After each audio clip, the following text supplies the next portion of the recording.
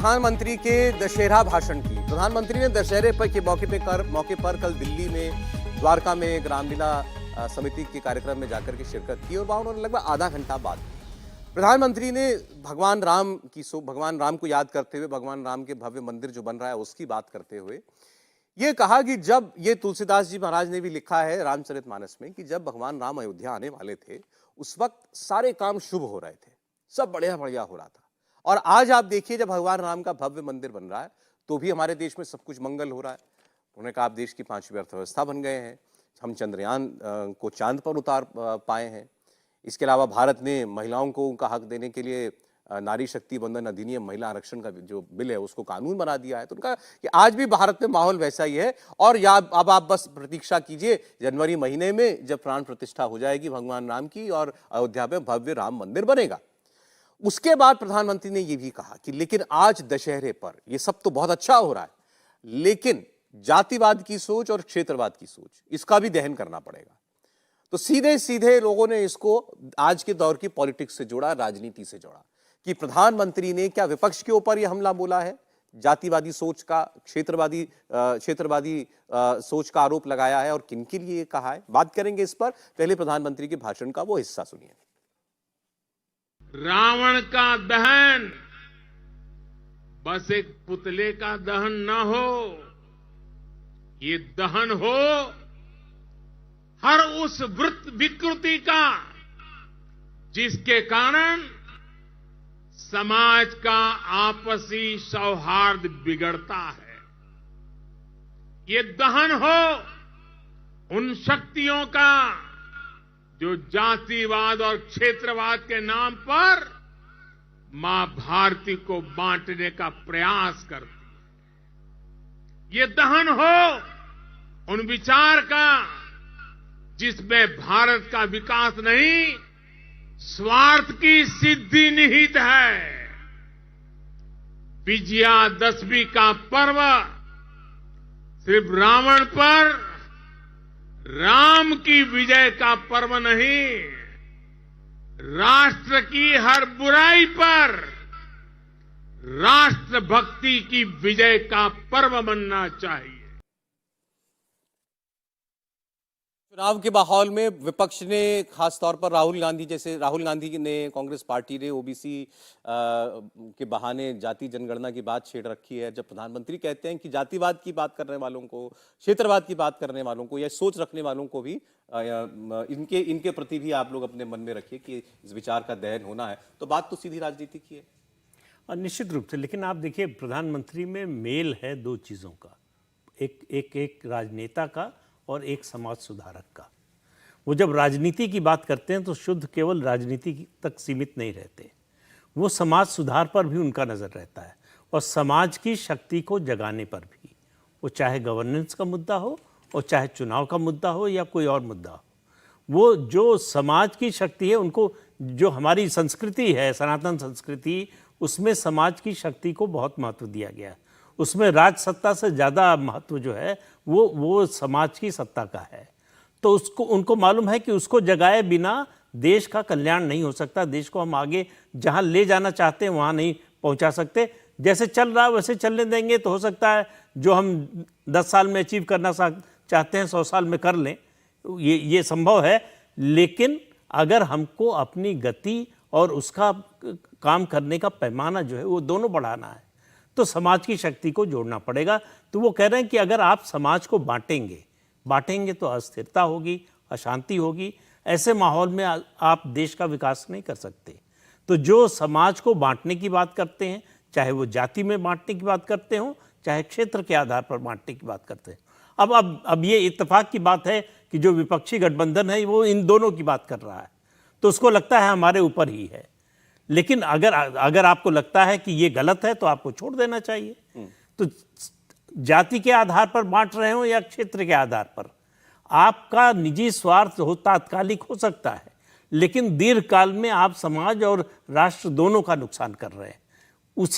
उसी के प्रति लोगों को आगाह कर रहे हैं कि इन शक्तियों से सावधान रहिए। आप उकसावे में मत आइए, आप विभाजित मत होइए, आप अपनी एकता को बनाकर रखिए। ये एकता ही हमें आगे ले जाएगी। जैसे वो जब भी देश की इकॉनमी की बात करते हैं, चाहे 3 ट्रिलियन, 5 ट्रिलियन या 10 ट्रिलियन की, तब वो बार बार कहते हैं कि राज्यों के साथ ही ये हो पाएगा। राज्यों का, केवल केंद्र की बात नहीं करते कि मैं केंद्र में सत्ता में हूँ, केंद्र सरकार का जो है वो आर्थिक विकास के बारे में जो नजरिया है सिर्फ वहां तक सीमित नहीं रहते, वो राज्यों की भी बात करते हैं कि राज्य को साथ लिए बिना, राज्य के विकास के बिना राष्ट्र का विकास नहीं हो सकता। लेकिन ये प्रधानमंत्री ने जो कहा वो तो ये कह रहे हैं कि भाई जो मैं बात आपसे कह रहा हूं ये देश का एजेंडा है। अब उन्होंने अलाइन कर लिया कि मेरा या मेरी पार्टी का एजेंडा ये देश का एजेंडा होना चाहिए, देश हित का एजेंडा है, और सामने वाला जो है वो देश विरोधी एजेंडा चला रहा है। या ये अंतर हो गया ना कि जो बात अगर कोई जाति जनगणना की बात कर रहा है तो वो बांटने वाली बात कर रहा है। प्रधानमंत्री का मैसेज यही है कि जो जाति जनगणना की बात कर रहा है वो एक डिवाइसिव पॉलिटिक्स की बात कर रहा है, बंटवारे की बात कर रहा है। जातिगत जनगणना को समझने के मतलब ये पॉलिटिकल इशू है, बड़ा इशू है, और आप चाहें ना चाहें ये बड़ा इशू बनता ही रहेगा जब तक इंडिया गठबंधन जो काम कर रहा है, पॉलिटिकल पार्टी जो कर रही है। लेकिन इसको मैं 1866 पर ले जाना चाहता हूँ। 1866 में जब पहली बार जातिगत जनगणना का कॉन्सेप्ट आया तो अंग्रेज़ों ने ये प्रोजेक्ट को क्यों लिया? क्योंकि उनको ये बात समझ में आई कि ये हिंदुस्तान एक मजहब, एक धर्म, एक उसके साथ इसको शासित नहीं किया जा सकता, इसको शासन नहीं किया जा सकता, तो इसको बांटना पड़ेगा। और बांटने के लिए सबसे बेहतर है कि उस हिंदू धर्म को, उस समाज को, उस राष्ट्र को जातियों में बांट दो। और जातियों में बांटने के लिए ऑफिशियल कर दिया गया कि जातिगत जनगणना की जाएगी, और उसके आधार पर जातिगत जनगणना हुई, और जो आते आते 4000 जातियों तक पहुंच गई 1931 तक।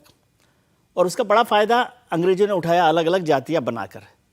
जब हमने आज़ादी हासिल की तो हमारे लोगों ने, जो उस समय शासन कर रहे थे, जिन्होंने जिम्मेदारी ली थी, उन्होंने जातिगत जनगणना नहीं की। बिल्कुल। तो इसीलिए नहीं की क्योंकि उनको समझ में आया कि ये बांटने की चीज़ है, ये देश को बांट रहा है। अब 70 साल बाद हम फिर वहीं पर पहुंच रहे हैं। तो क्या हम अंग्रेज़ों के रास्ते पर चलना चाहते हैं? क्या देश को बांटना चाहते हैं, या जातियों के आधार पर विकास करना चाहते हैं? तो उसका अलग इशू हो सकता है। और उसमें भी दूसरी बात है कि जो लोग आज बात कर रहे हैं, खासतौर से कांग्रेस की बात कर रहे हैं, मैं इसको कांग्रेस वर्सेस बीजेपी मानता ही नहीं। ये नरेंद्र मोदी वर्सेस राहुल गांधी नहीं है, ये Rahul Gandhi versus India alliance है। Rahul Gandhi versus India alliance. बिल्कुल। आप सोचिए कि 77 में जब मोरारजी देसाई सरकार थी तो मंडल कमीशन बनाया गया। 80 में उसकी रिपोर्ट आ गई, इंदिरा गांधी प्रधानमंत्री बनी, इंदिरा गांधी जी ने उसको लागू नहीं किया। उसके बाद राजीव गांधी भी प्रधानमंत्री बने, उन्होंने भी उसको लागू नहीं किया। फिर जब 2004 से 2014 तक मनमोहन सिंह की सरकार रही, और जब उसमें 11 में सेंसस हुई, उसमें सोशो इकोनॉमिक स्टेटस पर चर्चा हुई, उसमें भी उस वक्त के मंत्री, केंद्रीय मंत्री, सबसे पावरफुल लोग, वित्त मंत्री प्रणब मुखर्जी ने से जाति शब्द को हटा दिया। ये कम लोग जानते हैं इस बात को। उसमें से जाति को शब्द को हटा दिया। उन्होंने कहा कि जाति शब्द से मुश्किल होगी, सोशो इकोनॉमिक स्टेटस पर बात हो गई, लेकिन जातिगत जनगणना का आधार नहीं माना। फिर जो फैसला आया उसको भी मनमोहन सिंह सरकार ने 3 साल तक लागू नहीं किया, 2014 तक।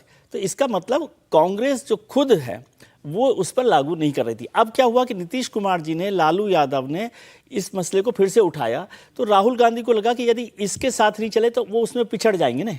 अभी तो झगड़ा इंडिया अलायंस की लीडरशिप का है।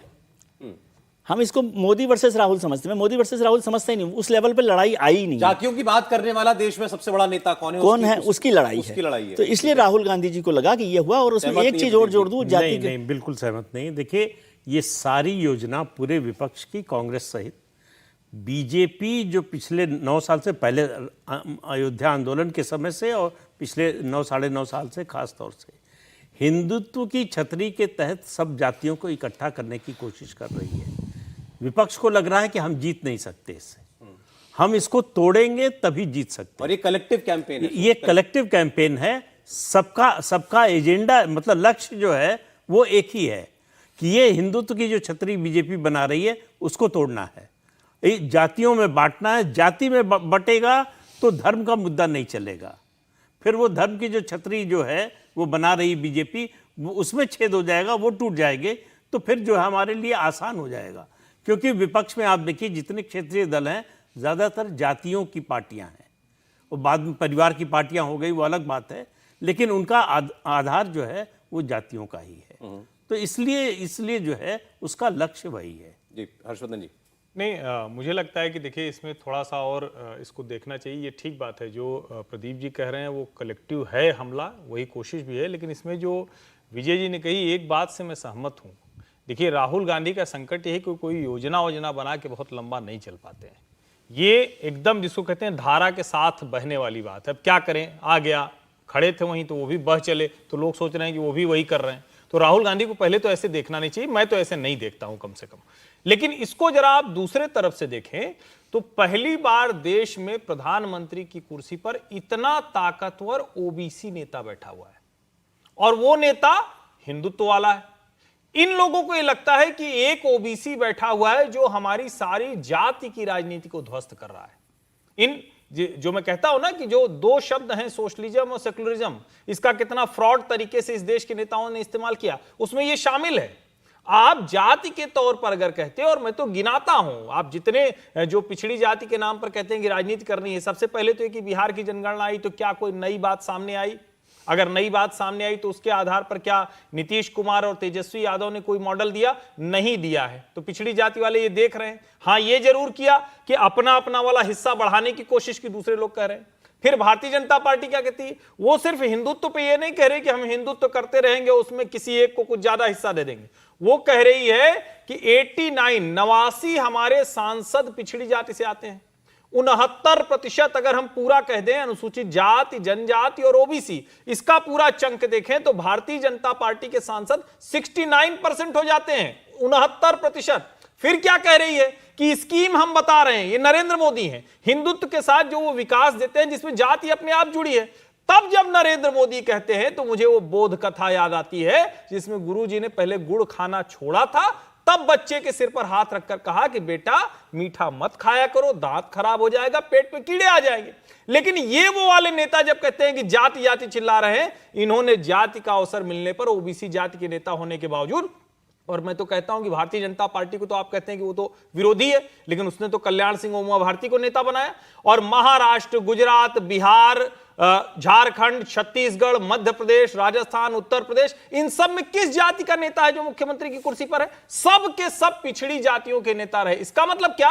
बेईमानी उन्होंने की जो आज कह रहे हैं कि हम सामाजिक न्याय की राजनीति कर रहे हैं, और चूंकि प्रधानमंत्री की कुर्सी पर एक ओबीसी बैठा है, वो उनको बर्दाश्त नहीं हो रहा है क्योंकि वो जाति की राजनीति नहीं कर रहा है, वो सबको साथ लेकर